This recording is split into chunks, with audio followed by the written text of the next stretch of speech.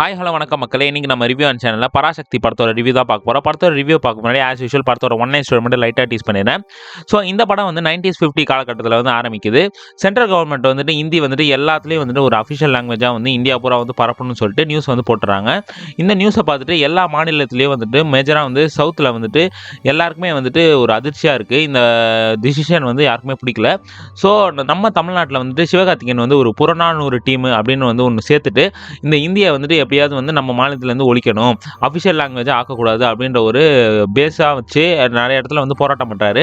மேஜராக வந்து இந்த ட்ரெயின் ட்ராக்ல வந்து தண்டவாளத்தில் வந்து போராட்டம் பண்ணும்போது அவர் வந்துட்டு எப்படியோ வந்துட்டு அந்த போராட்டத்தில் ஜெயிச்சு நியூஸை வந்து எப்படியோ மாற்றிடுறாரு. ஆனால் அந்த இன்சிடெண்ட்டில் வந்துட்டு அவரோட நெருங்கிய நண்பர் வந்து இறந்து போயிடுறாரு தெரியாமல். ஸோ இனிமேல் வந்துட்டு இந்த மாதிரி போராட்டம் பண்ணக்கூடாது அப்படின்றது வந்து கைவிட்டுறாரு. ஒரு 5 வருஷம் கழிச்சு அவர் வந்துட்டு இந்த ட்ரெயினில் வந்துட்டு இந்த கரியலி போடுறது அந்த மாதிரி விஷயங்கள்லாம் வந்துட்டு வேலை செஞ்சுட்டு இருக்காரு இந்த போராட்டத்தெல்லாம் விட்டுட்டு.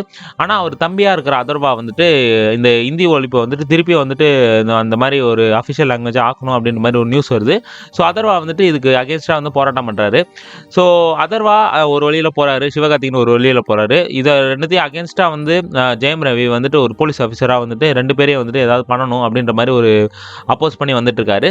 ஸோ இவங்களுக்குள்ளே என்னெல்லாம் நடந்துச்சு, என்னென்ன இன்சிடென்ட் ஆச்சு, அப்புறம் இந்தி ஒழிப்பு வந்துட்டு இந்தி வந்துட்டு பரவப்பட்டுச்சா இல்லை வந்து இந்தி வந்து முடக்கப்பட்டுச்சா அப்படின்றது தான் இந்த படத்தோட மீதி கதை அப்படின்னு சொல்லலாம்.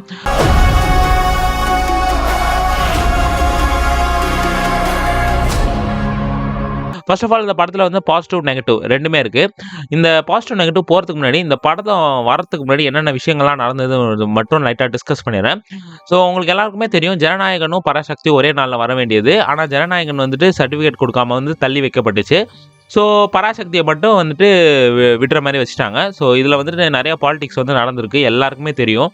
ஸோ இதனால் வந்துட்டு பராசக்திக்கு வந்து பயங்கரமான அப்போஸு. இந்த படத்தை வந்து பார்க்கவே கூடாது, நல்லாவே இருக்கக்கூடாது அப்படின்ற மாதிரி மக்கள் மத்தியில் வந்துட்டு பயங்கரமான ஒரு எதிர்ப்பு இருந்துகிட்டே இருந்தது. ஸோ அதனாலே வந்து இந்த படத்துக்கு வந்து ஒரு எக்ஸ்பெக்டேஷனே இல்லை. ஸோ நான் வந்துட்டு அந்த அந்த நியூஸை கணக்கில் எடுத்துக்காமல் நான் வந்துட்டு படமாக போய் பார்க்கணும் அப்படின்ற மாதிரி தான் போய் பார்த்தேன். எல்லாருமே வந்து இந்த படத்தை வந்து அடின்னு அடிச்சுட்டே இருந்தாங்க. ஸோ அந்த அளவுக்கு தான் இந்த படமும் இருக்குமோ அப்படின்னு நான் வந்து எக்ஸ்பெக்ட் பண்ணி பார்த்தேன். பட் படம் வந்துட்டு அங்கங்கே வந்துட்டு ஃப்ளாஸ் இருந்தாலும் படம் வந்துட்டு சூப்பராகவே வந்து எடுத்திருக்காங்க. மொத்தமாக இந்த மேக்கிங்காகவே வந்து இந்த படம் வந்துட்டு ஒரு புது எக்ஸ்பீரியன்ஸே கொடுத்தது. ஒரு ட்ரங்க் கால் போட்டு நாங்களே வந்திருப்போம்ல. இந்த ராக்குன்னு நின்று சச்சுன்னு வாடிரா செத்துருப்படாடோய். ஸோ ஃபர்ஸ்ட் ஆஃப் ஆல் வந்து நான் இந்த படத்தோட பாசிட்டிவ்லேருந்தே போகிறேன். ஃபர்ஸ்ட் பாசிட்டிவ் அப்படின்னு பார்த்தீங்கன்னா இந்த படத்தில் வந்து ஆர்ட் ஒர்க்கு 1950 காலகட்டத்தில் நம்ம சென்னை, நம்ம தமிழ்நாடுலாம் எப்படியா இருந்தது. சென்னை முதல்ல சென்னையாகவே கூப்பிட மாட்டோம், மெட்ராஸுன்ற மாதிரி தான் கூப்பிடுவோம். ஸோ அப்போ அந்த காலகட்டத்தில் வந்துட்டு காரு, பைக்கு, சைக்கிள் அப்படின்ற மாதிரி எல்லா விஷயத்தையும் வந்து ஆர்ட் ஒர்க்கில் காட்ட முடியுமோ அந்த அளவுக்கு வந்துட்டு சூப்பராக இந்த படத்தில் வந்து காட்டியிருக்காங்க. அந்த காலகட்டத்துக்கே வந்து நம்ம கூட்டிகிட்டு வந்திருக்காங்க அப்படின்னு சொல்லலாம். செகண்ட் பாசிட்டிவ் பார்த்தீங்கன்னா இந்த படத்தோட பேக்ரவுண்ட் ஸ்கோர் தான். ஜிவி பிரகாஷ் வந்து இந்த படத்தில் வந்து பிஜிஎம் வந்து கலக்கி எடுத்திருக்காரு. எனக்கு மியூசிக்கை விட வந்துட்டு இந்த பாட்டு வரதை விட எனக்கு இந்த பிஜிஎம் ஸ்கோர்லாம் வந்து இப்போ பயங்கரமாகவே பிடிச்சிது.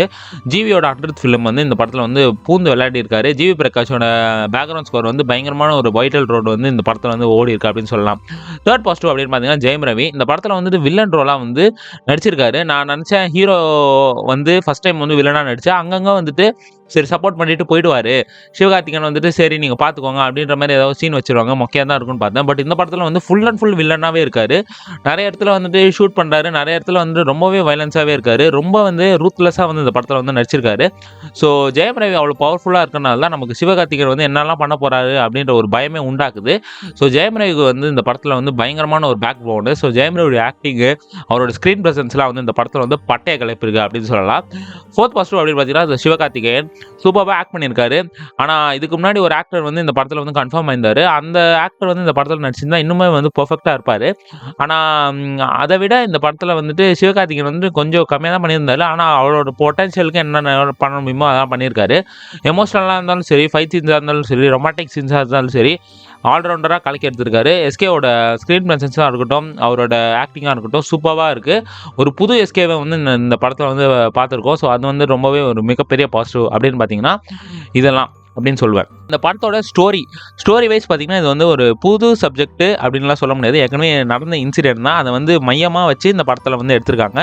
பட் இந்த இன்சிடென்ட் எடுத்ததுனால நிறைய பேர் வந்து இதை பற்றி பார்க்க போயிருக்காங்க. ஏன்னான்னு கேட்டிங்கன்னா நம்ம சுதந்திர போராட்டம்லாம் வந்துட்டு நிறைய பேர் வந்து எடுத்திருக்காங்க. பட் இந்த போராட்டங்கள்லாம் நம்ம ஊர்லேயே நடந்திருக்கு, பொள்ளாச்சியில் இவ்வளோ விஷயங்கள் நடந்திருக்கு அப்படின்றத வந்து இந்த படம் வந்துட்டு வெளிச்சம் போட்டு காட்டியிருக்கு அப்படின்னு சொல்லலாம். ஸோ இந்த படம் வந்துட்டு ஒரு மோட்டிவேஷன் அதெல்லாம் விட நம்ம மொழிக்காக எவ்வளோ வந்து கஷ்டப்படணும், அடுத்த முறை இந்த பிரச்சனை வந்தால் என்ன மாதிரி நம்ம ரியாக்ட் பண்ணணுன்றதை வந்து இந்த படம் வந்துட்டு நமக்கு எடுத்து காட்டுது. ஸோ இதெல்லாம் வந்துட்டு இந்த படத்தோட மிகப்பெரிய பாசிட்டிவ் அப்படின்னு சொல்லலாம்.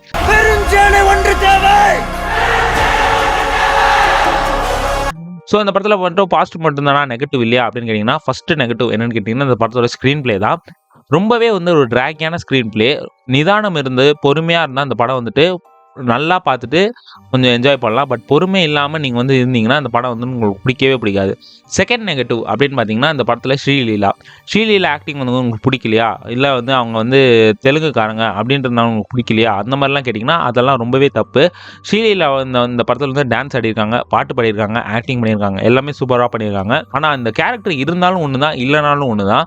அவங்க எதுக்கு இந்த படத்தில் வந்து இருக்கிறாங்க, இல்லாமல் இருந்தால் என்னெல்லாம் நடக்கும் அப்படின்னு பார்த்தீங்கன்னா ஒன்றுமே இல்லை, சேமாக தான் இருக்கும். ஸோ ஸ்ரீலீலா வந்துட்டு இன்னுமே வந்து கேரக்டர் வந்து சூப்பராகவே கொடுத்துருக்கலாம்.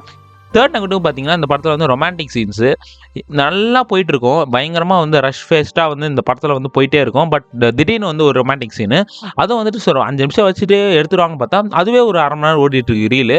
ஸோ நிறையா பாட்டு ரத்னமாலா அந்த பாட்டெலாம் வந்துட்டு சூப்பராக இருக்குது. ஆனால் அந்த படத்தில் வந்து அந்த ப்ளேஸ் பண்ண விதம் வந்து ரொம்பவே தப்பு. ஸோ ரொமான்டிக் சீன்ஸு, மியூசிக்கு, லவ் சாங்ஸ் எல்லாத்தையும் வந்துட்டு எடுத்துருக்கலாம். நிறையாவே ட்ரிம் பண்ணியிருந்தான். இன்னும் ஒரு அரை மணி நேரமே இந்த படத்தில் வந்து சாலிடாக ட்ரிம் பண்ணியிருக்கலாம். ரொம்ப கிறிஸ்பாகவே இந்த படத்தை வந்து ப்ரெசென்ட் பண்ணியிருக்கலாம். ஸோ ரொமான்டிக் சீன்ஸ் வந்து ரொம்பவே ஒரு லேகை வந்து உண்டாக்கிடுச்சு. ஸோ அதர்வா கேரக்டர் இந்த படத்தில் வந்துட்டு ரொம்பவே வந்துட்டு சூப்பராக நடிச்சிருக்காரு. ரொம்ப சாமிங்காக அந்த படத்தில் இருக்கார். ஆனால் அவரோட கேரக்டர் வந்துட்டு அந்த கேரக்டர் எண்ட் ஆகும்போது நமக்கு வந்து அந்த எமோஷனலாக வந்து ஒட்டவே இல்லை. நிறைய சீன்ஸ் வந்து எமோஷனலாக ஒட்டலை. பட் எல்லா சீன்ஸும் ஒட்டலையான்னு கேட்டிங்கன்னா அது வந்து நான் அப்படி சொல்ல முடியாது. பட் 2-3 சீன்ஸ்லாம் வந்துட்டு பயங்கரமாகவே வந்துட்டு நமக்கு டச் ஆச்சு. ஆனால் மெஜாரிட்டியான சீன்ஸ் வந்து நமக்கு வந்து டச்சே ஆகலை. ஸோ எமோஷனலாக வந்துட்டு நமக்கு வந்து அந்த ஒட்டவே இல்லை. நீங்கள் சூரியரை போட்டா இருக்கட்டும், இறுதி சுற்றா இருக்கட்டும், படம் ஃபுல்லாகவே வந்துட்டு நம்ம எங்கேஜிங்காக வச்சுருப்பாங்க. பட் இந்த படம் வந்து அது வந்து நமக்கு தரவே இல்லை. போராட்டம் தான் போயிட்டு இருக்காங்கன்னு தவிர எதுக்காக, ஏன் இதெல்லாம் நடக்குது, அவங்களோட சூழ்நிலை என்னென்னது வந்து இன்னும் கொஞ்சம் காட்டிருக்கலாம்.